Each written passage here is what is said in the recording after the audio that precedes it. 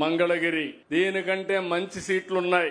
మంచి సీట్లుంటే ఎలక్షన్లు వచ్చాయి. నేను ఆ రోజు సజెస్ట్ చేశాను, మంగళగిరిలో ఇంతవరకు మనం గెలవలేదు, ఒకేసారి గెలిచాం. 40 సంవత్సరాల సుదీర్ఘ రాజకీయ చరిత్రలో మొట్టమొదటిసారిగా ఎంఎస్ఎస్ కోటేశ్వరరావు ఉంటే అప్పట్లో గెలిచాం.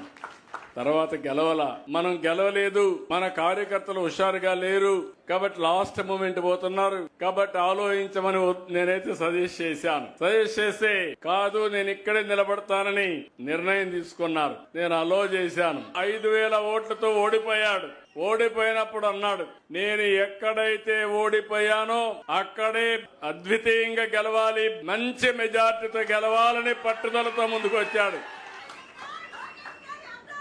అది అతని పట్టుదల. మీలో కూడా సమస్యలున్నాయని పారిపోతే సమస్యలే మనల్ని ఫినిష్ చేస్తాయి. ఒక్కొక్కసారి కలిసి రాకపోతే కలిసి వచ్చే మార్గాన్ని కసిగా పనిచేయగలిగితే అది సాధ్యమవుతుంది. అది లోకేష్ ఈ నియోజకవర్గం నిలబెట్టాడని చెప్పి కూడా నేను మీకు తెలియజేస్తున్నా. 5,000 మెజారిటీతో ఓడిపోయిన కాన్స్టిట్యున్సీ 91,000 మెజారిటీతో గెలవడం అనేది ఒక చరిత్ర.